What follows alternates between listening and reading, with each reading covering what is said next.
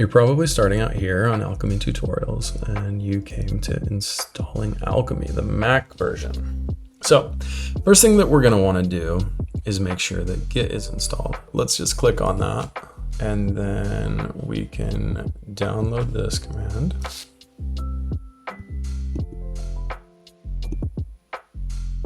And that's all this is a command line thing.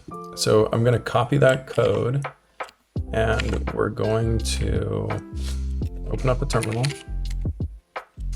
paste to this end. And what that did is this download file, now we can click on it and it'll open. So I'm just going to double click on that. It's going to ask for your password. Put that in. Now this, on my computer, it's telling me that Homebrew is already installed, so we're all good. And Git is installed. That's the main thing, is just getting Git installed on your Mac. So if you don't have Homebrew and you don't have Git, this will take a little bit longer, but it's the same process. You're just going to paste that code into a terminal and then launch this. And that's because we just haven't had time to register and do all the Apple paperwork to make these things go away. So let's go back to the Alchemy installer now, and now we can download this. So I'll copy that and then I'll just paste that into my web browser. We've got to turn the permissions on for this thing as well. So we can go back to our terminal and it can be the same one. Now that the installer is done, I'm just going to hit paste. And that has now made my installer so I can double click on it and use it. So it seems a little bit daunting because there's all these code and stuff like that, but like it's not that bad. So then we'll double click that and this is going to install Alchemy.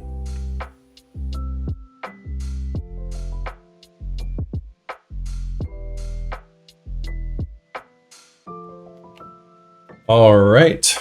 The install is done. Now you're going to notice I am plugging in an external hard drive.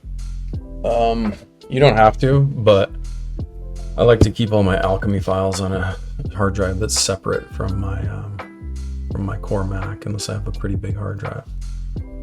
So next step is we're just going to open up our user folder and open up the Alchemy file, and we'll double click on the Alchemy thing. This is going to launch Alchemy, and the first time that you launch it, it's just going to set up a bunch of stuff for you. So I'll put my name. Now this says ShotGrid email, but it's just your email if you're not using ShotGrid, and we'll use that email on things like bug reports and stuff like that. And then your Alchemy username is what will be used in connection with the files that you create inside Alchemy. Then we'll pick up our Alchemy drive and hit set company up. It's going to do a bunch of codey stuff. And once we're done, it should launch. There we go. So you've got your Alchemy interface, and that's the main thing that we care about at this stage. There's some other things that we can do, like there's some weird stuff on the Mac still, like some of the icons are missing and stuff like that, but we'll sort that out in the next couple of days.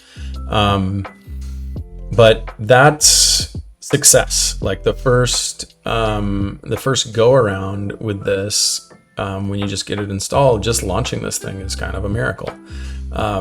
This has the Alchemist cookbook set up. It's got tons of stuff set up for you and ready to go. So, I mean, I'll just show you through some stuff. So like, if you want to create a new project, you can through here.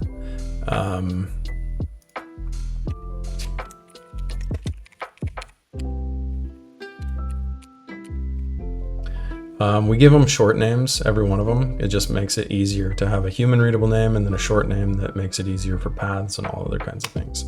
So once I create that, I now have a test project in Alchemy, and I have a folder structure for that test project, and I can browse to it and I can look at stuff. but for the most part, you probably will never be browsing this way. You'll be browsing with Alchemy. I can create assets in here.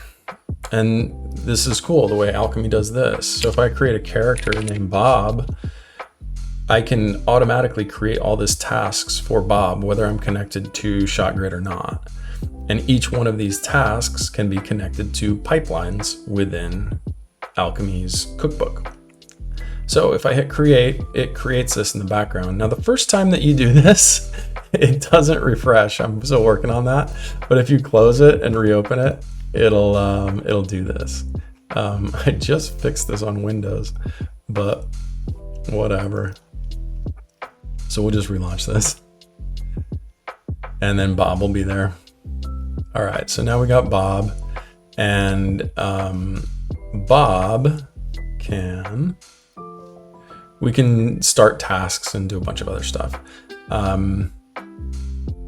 That's the core of a lot of the organizational stuff. You can make sequences, you can make characters, you can make props. One of the big things is the ability to join a company, because when you join a company, you're able to pull their whole pipeline in to Alchemy. So if I go to sync and hit join, I need some special information to do that, but it is very possible.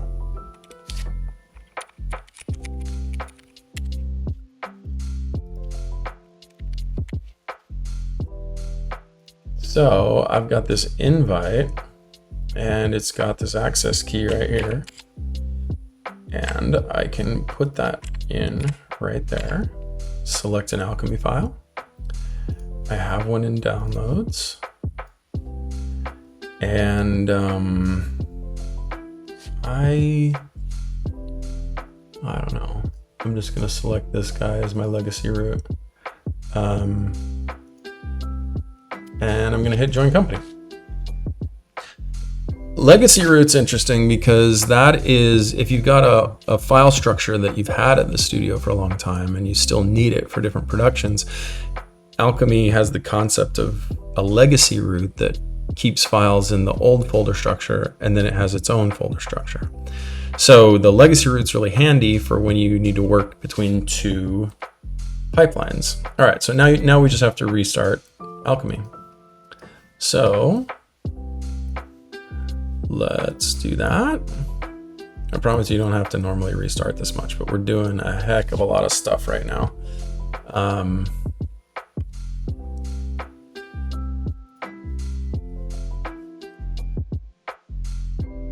Okay, so we'll restart Alchemy. And now we have a whole different company, basically. And in that company, we have completely different menus. So like on this one, I've got very special tools for like project creation that have all the House of Moves defaults and stuff like that. So creating a project can be done through there. Creating an order can be done through there. Maybe. Yeah. Contracts, all kinds of stuff can be done. And this create project connects to this same thing. So there's all kinds of stuff that we can do now that Alchemy is live on your computer. You can actually do pipeline functions as a producer through the Alchemy menu and through a bunch of other things. And we can just make your lives really, really easy this way. So that is how to get Alchemy going on your Mac.